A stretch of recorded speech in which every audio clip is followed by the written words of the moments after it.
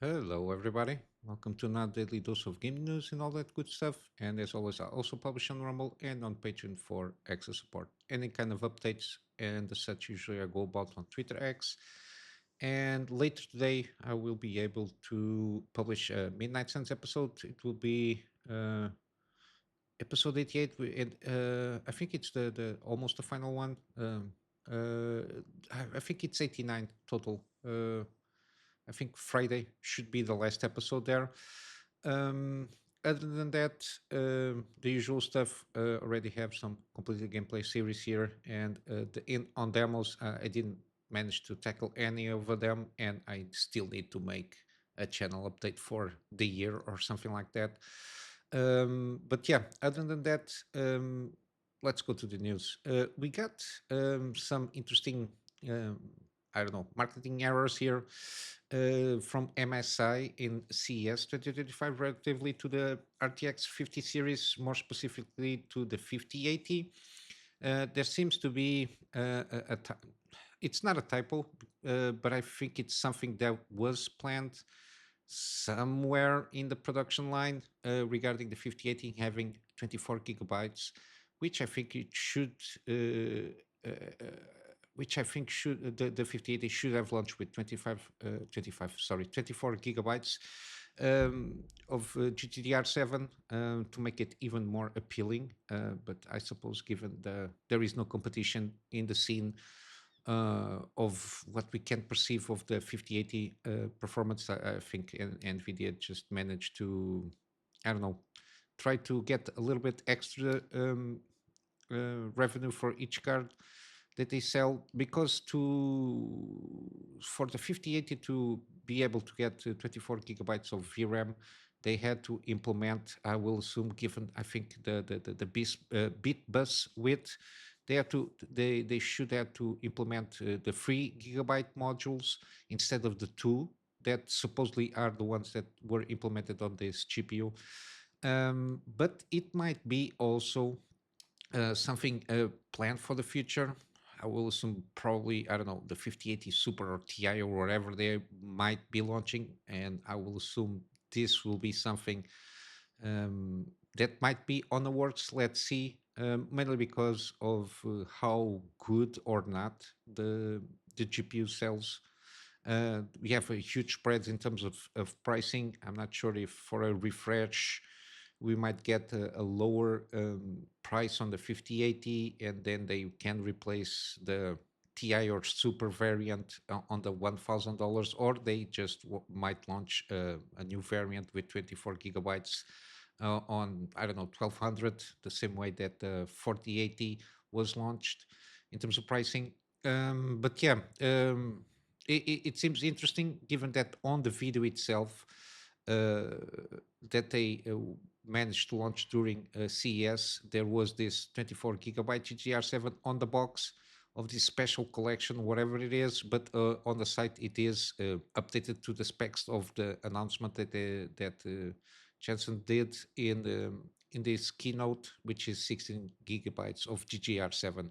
Again, this might be, I don't think it is an error. I think it was, there was some miscommunication. Somebody made a mistake on the box there, putting this specific box on the video itself. I think this video might have been, at the time of recording this video, probably there was plans to launch a 5080 with 24 gigabytes.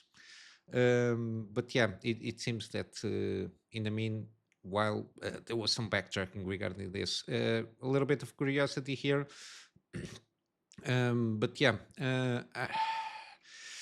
yeah, I think the launch itself so far, on especially on the RTX 50 series, it's not a disaster of a launch, even though I think, again, depending on the reviews in terms of performance. Again, I don't trust any of the first party information, especially regarding performance on the relative performance. We saw on the, especially on the, I think the 5090, they show some clips.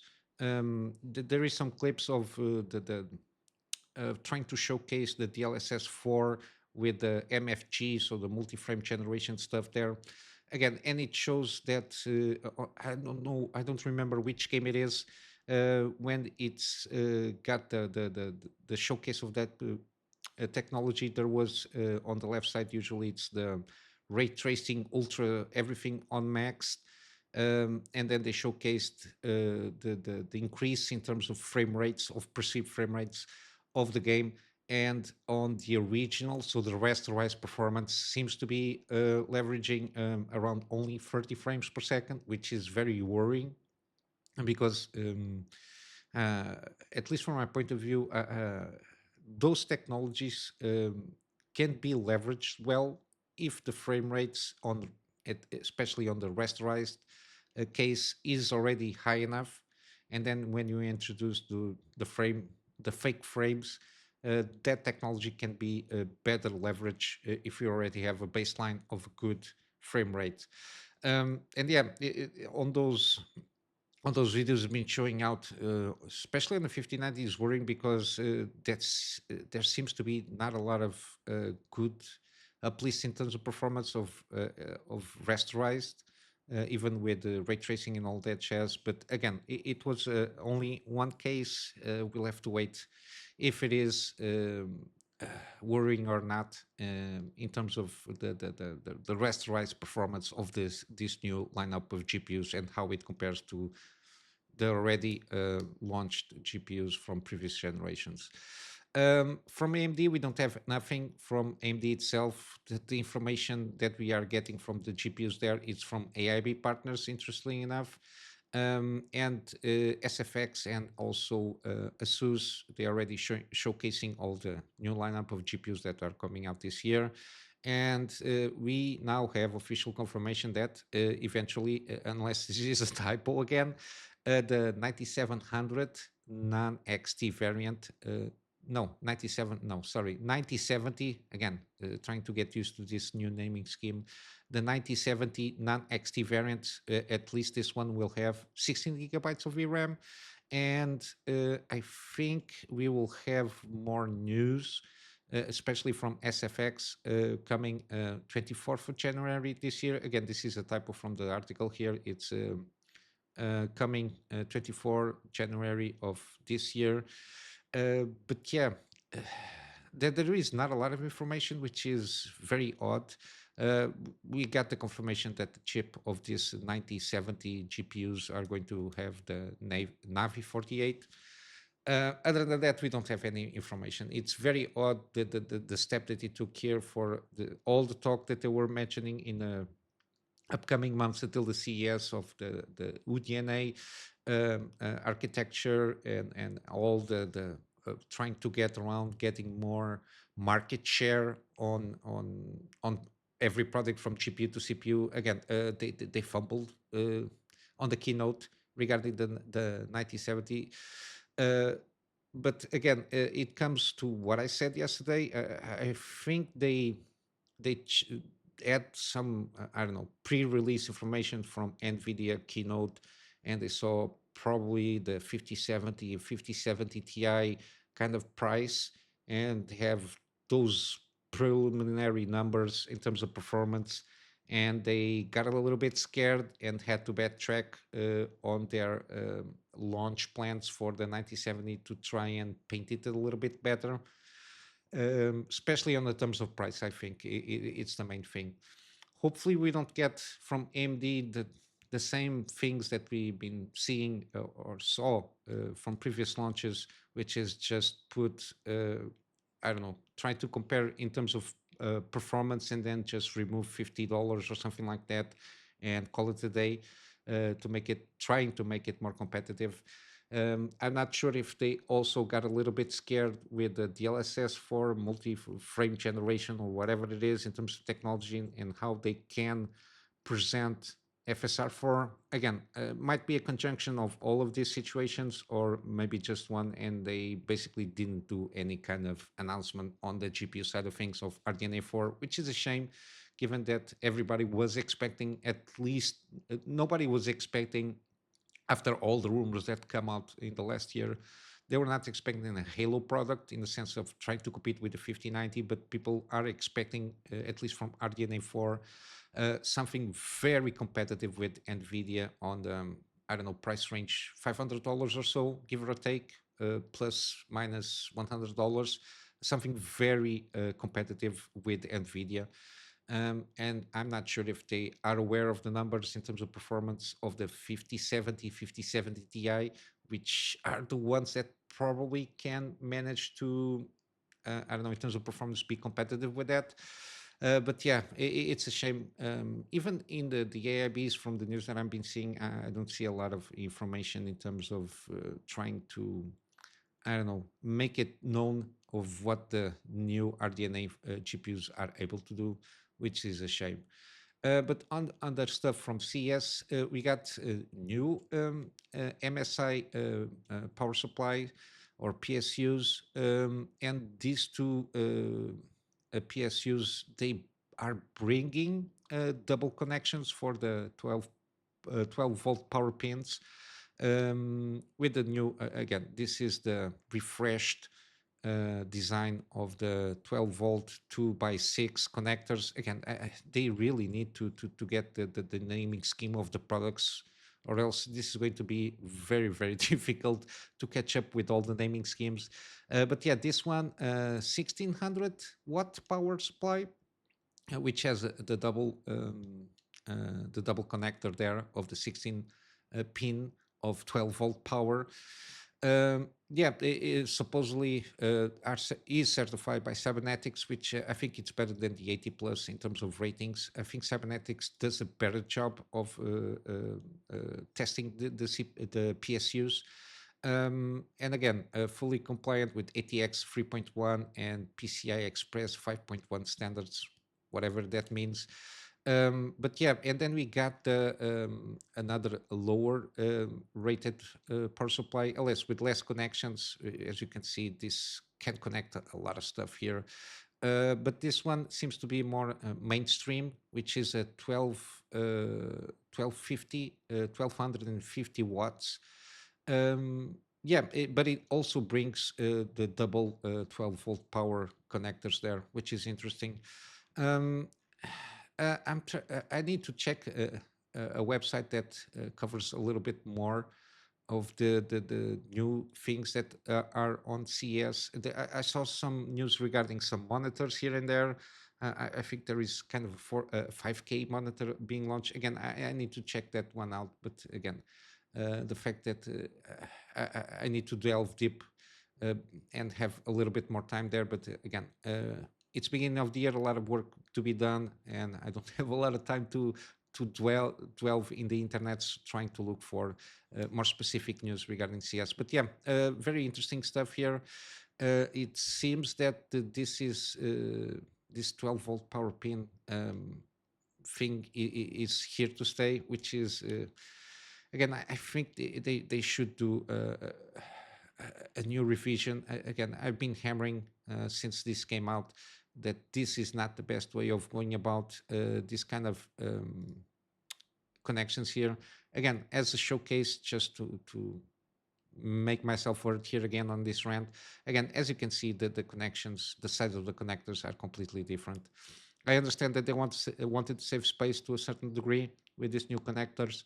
But yeah, I think this kind of specification on the connector size here and the tolerances on the PCI Express 8 pins and 6 pins, I think they can leverage better in terms of tolerances. Given that we are seeing these double connectors, I think they're trying to get ready to, I don't know what kind of devices they want to start powering, except for the GPUs. But yeah, as you can see, again, it demonstrates that I think this is a better solution than the 12 volt power pin. But yeah, that's my take there. In terms of gaming, we got an update regarding the private division thing, which was the indie developer side of things from Take-Two Interactive. They were sold off.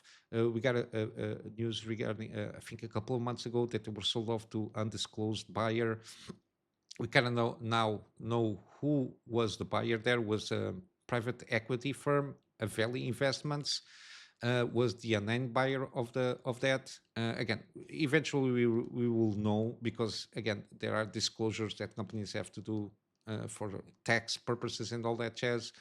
But yeah, it's this firm, which is I don't like the fact that it's a private equity firm, but we know that the private division is now being handled in terms of the game developers, the game developing sorry side of things, that was delivered to the staff that were working on Annapurna, that resigned. There was that thing that I also covered a couple of months ago. There was a huge scuffle inside Annapurna game development side of things there. I think the majority of the staff just went away. I think 20 to 30 people just resigned because some disputes on how to proceed with things there. And they are now they formed a new company which is not named, so we don't know how it's called. The new company that is going to be developing and I suppose provide support to the franchise acquired by a Valley from Private Division. Some of them are Kerbal Space Program, Tales of the Shire, and there is a name, code name project, so that doesn't have a proper name, which is Project Bloom.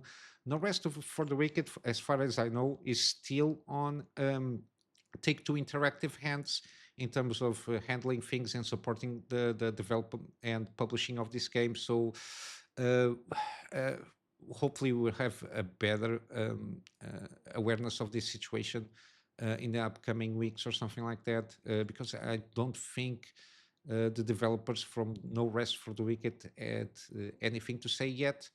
But yeah, other than that, hopefully these new games that were in different stages of development can be launched. I think there is the Tales of Shire. At least they have they are upcoming launch March 25th. Yeah, March 25th. Um, Supposedly it's a farming game with a theme of Lord of the Rings. Yeah, uh, I don't know what else to tell you here. Let's see how this goes. There were some issues also with Kerbal Space Program that I saw a couple of weeks ago. Hopefully they can turn around this and launch another game, because it has a very interesting setup there with the physics engine and all the rocket ship stuff there. But yeah, it seems that this situation is unveiled now. We have a little bit more information regarding that. Hopefully, everything goes well. My only concern is the fact that the private equity just bought out that, and they made a deal with that Annapurna staff to see how they're going to develop things. I don't know. There is no information if the IPs that were required, other than the ones that are going to be launched and mentioned here. So let's see how that goes. In terms of Elden Ring, Nightreign, don't forget 10 of January is the day to try to register for that kind of beta kind of a thing there for the network test. But there are a little bit of more updates. There seems to be having a rating on the game there, and it's now rated 16 plus. Again, the setup is players embark on an immersive journey filled with exploration, combat, and narrative choices from that classification thing that they do. Supposedly, the game, as the script as described, is victories in combat, reward money and items that can enhance traits and equipment. We already know this. Health can be restored by seeking refuge at locations called raid sites. We already basically know this. And certain dialogues and choices shape the narrative. This is the most interesting thing here. The fact that we can talk in the how they call that? I think it has the same name, the Roundtable Hold, which is the central hub for the game, basically. Before you do the runs, I think when you have a character, you can talk with the other seven characters that they are there, and I suppose with I don't know, with a Smith and other characters there, and there is going to be some narrative things there that you and also some choices that you can make that develop the overall game depending on the character that you choose, which is very interesting. In the notes there also again there are scenes of enemy disintegrating alongside skeletons and blood spatters. Again, it's Elden Ring, and on the quote there is other scenes depict a character committing seppuku and characters being battered or devoured. Again, nothing new, but yeah, this is kind of the little tidbits here and there that are coming through, especially from after the rating was done from Singapore classification board. Hopefully, I don't forget on the 10th to make try to register and see if I can play a little bit here and help on the test on this game and see how it goes. Maybe trying to do some gameplay recording. I don't know if it is allowed or not, but yeah, I will see about that if I can make it. And on the 10th, hopefully, I don't forget to announce to remind everybody to do the same. But yeah, for Nightreign, this is what we got for now. And then lastly, we got here, there is some rumblings that Sweet Baby Inc. and the CEO Kim Belair have lost no contracts and they are working on about 30 games. Again, this is a reminder that how the industry works. Again, they are contracted to each project. So even if the game fails, the company is already contracted and they've already been paid. So usually, unless there is some clause that they get a percentage of the revenue if something hits, like for example, after X amount of sales, because we were involved on developing the game, we have some bonus associated with it. Other than that, they are paid on the base on a project base to base project thing there. And yeah, they seem to at the moment have are working on around 30 games that are yet to be released. Master of TDS, which is a good investigator on going around and trying to dig up information regarding these things. Again, he already told us, and it's something that I've been following up. Yeah, they didn't lost any kind of contracts, but it's something that might change depending on if these companies associate the fact that by the fact that they are associating themselves with this kind of consultancy companies that they don't know how to do any kind of consultancy work. Myself, as a principal, I don't have anything on principle, anything negative to say on consultancy work. It can be very helpful, but then again, there are always going to be entities, persons, companies that will try to use this kind of systems that are in place to try to help out to improve the quality of a product. In this case, games, and they are going to infiltrate themselves and trying to pull out.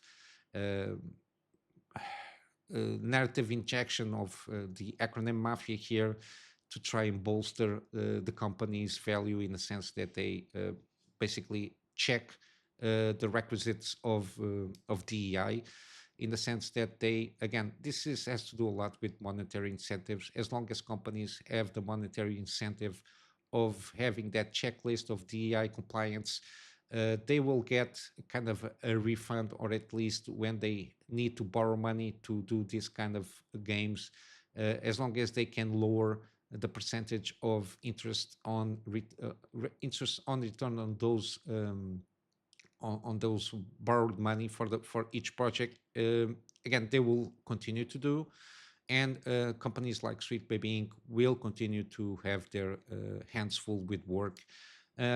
Even though, again, this is not going very well. There is a case here regarding this 30 projects. There is the narrative designer. Supposedly, it's a man pretending to be a woman, and using the name Maxine Sophia Wolf. They have on the personal site there, or at least this seems to be Sweet Baby Inc., but this is the page of the personal or the staff that is working in Sweet Baby Inc. They are still or writing for an announced Remedy game. Hopefully, it's not Control 2 or something like that. I'm not sure it has to do anything with that multiplayer game that they're going to launch. I forgot the name. But yeah, as you can see, I work on Alan Wake 2, Suicide Squad, Shadow Gambit, Space Warlord, Organ Trading Simulator. Okay, the Blackwood Charter, Recommendation Dog. Um, but yeah, they worked here on this game, the Crush House, and they managed to find it on Steam charts. Again, it's a shit show of the game. Just by this thumbnail of the art of the game, you can see this. That is not there is not a good game. I don't know what kind of game it is, but again, 362 players since the game was launched as a max peak doesn't bode well in terms of sales. Um, and to a certain extent, this demonstrates that these consultancy firms, because they don't have an investment on the company itself, in the sense that if the product that company sells fails, they don't have any kind of investment of losing anything, because they already were paid for that project before the game even launches. And to a certain degree, it lends itself to not care too much if the game they don't have investment interest on the game being successful, let's say. But yeah, Gothic Therapy, which is his channel, Master of TDS, they usually cover very well this kind of insights on the industry, what people are trying to do and or trying to hide. And behind the scenes, they usually go about and they dig up interesting information. But yeah, this game is a shit show. Interestingly enough, Devolver, I think this is a game that was covered by Devolver Digital Publishing side of things. I think this is the only game that they published that has some Sweet Baby influence. But yeah, they besides their infiltrating AAA industry in certain aspects, the indie game scene, they are also being able to inject themselves in a lot of indie developers. We saw that with Tales of Canceria developer there. They got a partnership with Sweet Baby Inc. We got the Dustborn stuff there. Again, they are still at this moment in time having a lot of work to do, which is not a good news, mainly because the games that they are associated with usually they are not good games overall.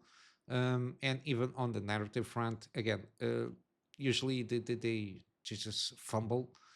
Even I think that I can do a better job to a certain extent, and I'm not a narrative designer by any means. But yeah, um, interesting things here. So never forget that to keep your tabs when you see, and I always try to support indie developers to try and see what kind of connections that they have, so you can pass the message with your wallet or the power of your purse to send a message that you don't support things that you don't like. So as a consumers, I think we need to be very aware of the things that we support. And if you don't like something, again, you just don't buy it and you pass the message like that. And then we have like cases that where games are pretty good, like Black Myth Wukong, even other games that were launched last year. For example, even Balatro, which is an indie game, it seems to be a pretty good game. It's a card game, but yeah, i- we need to be more aware of. Unfortunately, it gives us a little bit more extra work to check if it's something that we want or not to support. But we have a good network of support, in the sense we have independent reviews that can cover these kind of games. I think Steam's is still doing pretty good so far in terms of having for the customers to have a good sense of if the game is good or not, at least with the feedback on the ratings of the game in the same page. I think they are still doing a good job there. At least you have a sense, and you can explore the reviews of people that bought the game or not. But yeah, other than that, yeah, as consumers in overall, not only in games but in everything that we buy, we need to have a little bit more awareness of what we want to buy or not, if it is something that we want to a certain extent support. But yeah, never be distracted. Don't think that this battle is won. There is still a little bit work to do, which is maintaining firm on the fact that we vote with our wallets, and it's something that is going to take a little bit while still, mainly because of usually how game development cycle works. Usually at the minimum between 3 to 5 years on average. In some cases, we got, for example, Skull and Bones and even Concord take 8 to 10 years to come out as a finished product. But yeah, game cycle is a little bit longer than other kind of media, so that's why this will be a little bit more time consuming and keeping our ground firm in these kind of things. But yeah, I will try to keep everybody updated with these kind of things as soon as I see it. But yeah, in terms of news, what I got for today, we got some gaming deals. We got Scorn is 75% off. This is the deluxe edition. It seems a pretty decent game. Very, I think it's Geigerish that it's called in terms of how it presents itself. Very body horror kind of a things. But yeah, it seems a relatively interesting game. But yeah, 75% off. Then we got Ash of Gods Redemption. This is the spiritual prequel of the game that I brought yesterday, which was The Way, Ash of the Gods The Way.